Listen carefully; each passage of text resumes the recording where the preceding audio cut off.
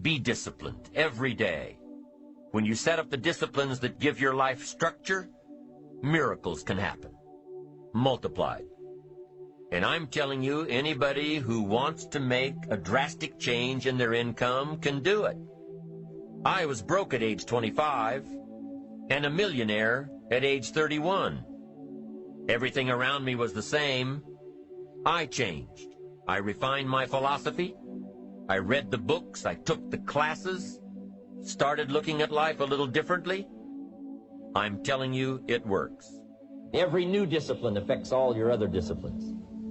If you'll get some new things going, make some calls you've never made before, step up your activity level, step up your labor level, and you'll go home and work some miracles on your days and your life and your future and your income and your business, and a bigger portion of that 400 million will certainly be yours. Go for the disciplines, the smallest of disciplines, the least of disciplines. Like keeping your accounts in order, the smallest of disciplines. Did you ever hear this expression? I don't know where it all goes. Did you ever hear that? I don't know where it all goes. But here's the key. One of the greatest extraordinary phrases that's ever been written from antiquity says, if you'll be faithful, if you'll be disciplined when the amounts are small, we'll make you a ruler, give you a position of authority when the amounts are many. Somebody says, I've only got 2 or 3 distributors, I don't know where they are. Come on. If you've only got 2 or 3, you can know when they get up. You can know when they go to bed. You can know all the details. Take care of your disciplines when the amounts are small. And then life will see to it that you get some extraordinary numbers to work with, like you saw the stories displayed here. Do not disregard the smallest of disciplines. Let us not neglect. Do not neglect the smallest of disciplines. And build on that foundation. And you can have everything you could possibly want. Okay? Get going. But right here, a small difference in the change of discipline, the change of thinking, to start you on this journey versus this journey. Now, it's also very important intellectually to know whether or not you're headed this way or this way. And once you decide, 10 years from now, I think that the gathering of my intellectual and personal and spiritual and moral and economic treasure may not be that great. The key is to start right now making these changes to walk this new road. But here's what's exciting to me. Just a few daily disciplines makes a great deal of difference in 1 year, 3 years, 5 years. Just a few daily disciplines. 10 years from now, you will surely arrive. The question is, where? We don't want to kid ourselves about where. We don't want to kid ourselves about the road we're walking. I had a day shortly after I met Mr. Schoaf called Do Not Kid Myself Anymore Day.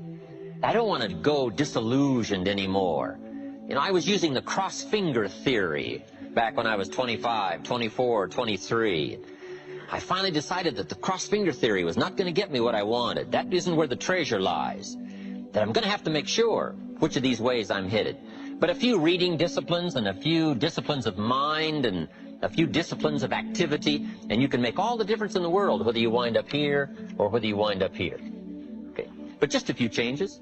Sometimes we get the idea that we're doing about 10% and there's about 90% more that we need in order to make the difference for our fortune. And probably the opposite is true, right? We're doing enough things to have arrived here today. We're doing enough things to have bought and shared in the good life so far.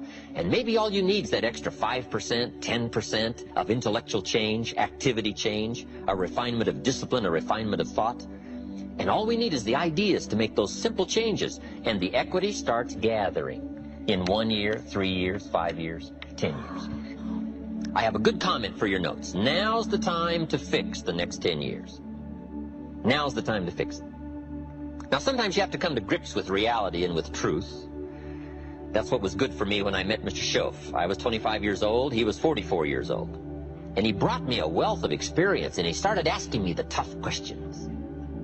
Big question, he said. Are you reading the books that's going to take you where you want to go in the next 5 years? Excellent question. So you want to make sure. I would assume for all of you, to get where you want to be in the next 5 years, you're either reading the right books or you're not. That's kind of a brilliant statement, right? You're either engaged in the disciplines or you're not. One discipline affects another discipline. All disciplines affect each other. In fact, here's a good philosophical phrase: everything affects everything else. Nothing stands alone. Don't be naive and say, this doesn't matter. Of course it matters. It all matters. Some things may matter more than others, but everything matters. If you'd rather sleep in than go for a walk around the neighborhood, pretty soon it will matter. If you'd rather spend your money instead of saving it, pretty soon it will matter. If you'd rather put off a letter to an old friend instead of corresponding regularly, pretty soon it will matter. If you'd rather work late every night instead of going home and spending time with your family, pretty soon it will matter. It all matters. Every letdown affects the rest. If you won't walk around the block, you probably won't eat right. And you probably won't buy the books. And you probably won't attend the seminars. And you probably won't spend your money wisely. And after years of this, it all adds up. So the key to reversing this process is to start picking up the disciplines. It does matter. It all matters. Now, here's the positive side. Every new discipline affects the rest. Every new discipline makes a difference. That's why action is so important. The smallest action, the least action. The action that you won't think will matter. It all matters. Take it. Because when you start accomplishing and the value starts to return, you'll find inspiration to do the next one and the next one and the next one. If you start walking around the block, it'll inspire you to start eating right.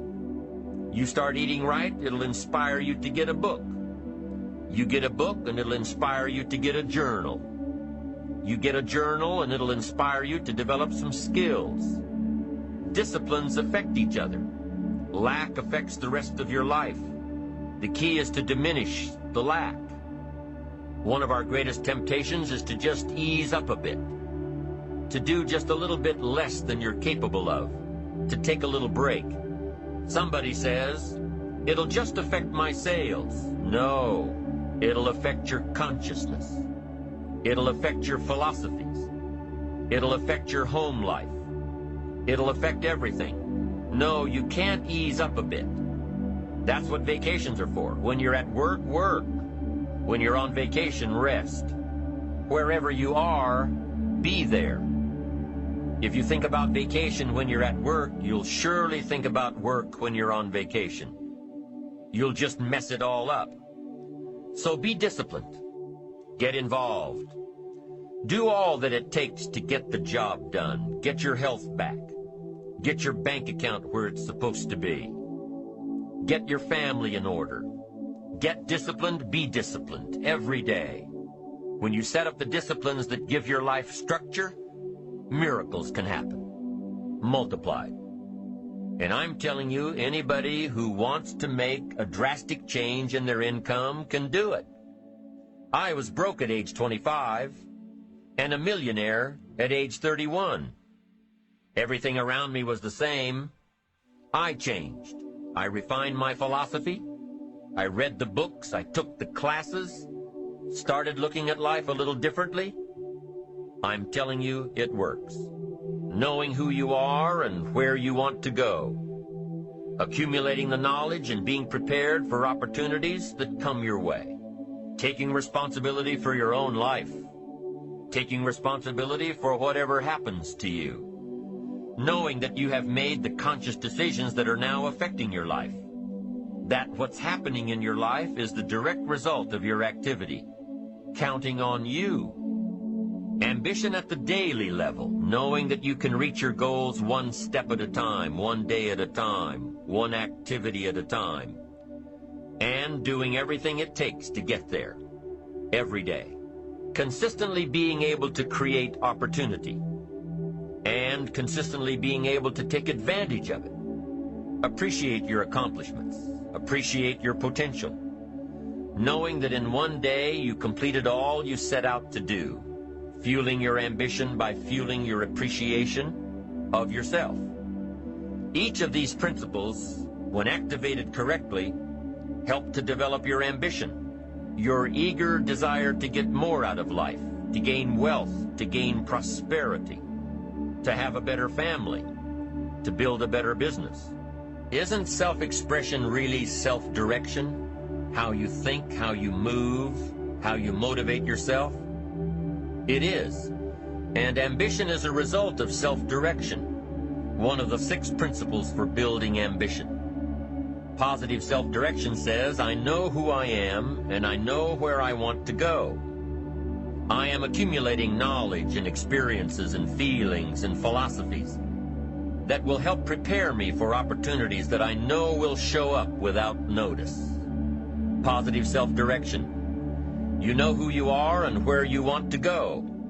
You've already spent a great deal of time thinking about it. You've been working on the parts of your personality that will make you better. Working on your attitude, working on your health, working on your time management skills, putting it all down on paper.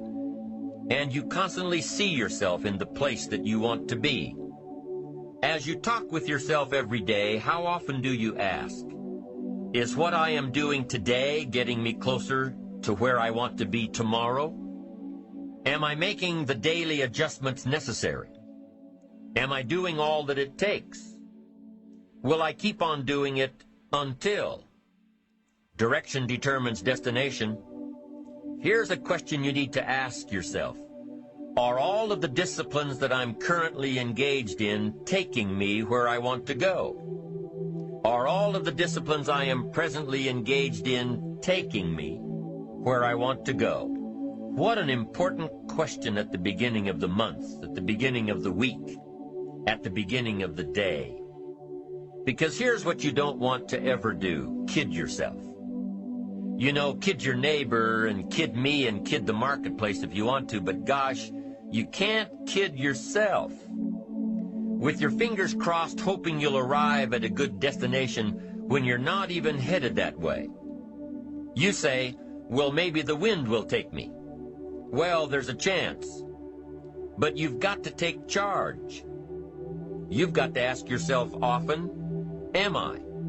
Am I doing the disciplines that are taking me in the direction that I want to go? I don't want to be faked out here and think I'm on the way to financial success when there's not a prayer, not a hope. I don't want to be faked out hoping that there's someone else who's going to take care of it. Take care of me. They're not going to take care of it. They're not going to take care of me. What if all of your negative relatives turn positive? What'll that do for your fortune and your future? Not much. If prices come down a little, what'll that do for your fortune and your future? And your sophistication and your culture? What'll that do? Not much. If the economy gets a little better, what'll that do? Answer, not much. If you don't make plans of your own, you'll fit into someone else's plans. And guess what they have planned for you? You're right. Not much. Most people wake up every morning counting on this not much list. And that's why what they have is not much. Not much hope, not much promise, not much progress. They're driving what they don't want to drive, living where they don't want to live, doing what they don't want to do. Forget the thief waiting in the alley to snatch your purse. What about the thief in your mind? Lazy, not stimulated by thoughts and questions. Don't become a victim of yourself. Ask yourself these questions. Is this the direction I want for my life? Is it someone else's direction? Is it a goal that I have been ingrained with since my childhood? Is it my parents' or my spouse's or my boss's or my children's? Is it mine? Ask yourself these questions. Debate them if you will. Debate the ideas I am sharing with you on this program later. After you've heard all the ideas, debate what will work for you and won't work for you. But most importantly, get into the debate of your inner mind. What am I doing that works? What am I doing that doesn't work? Debate it all. Work with your mind to figure out the best possible direction.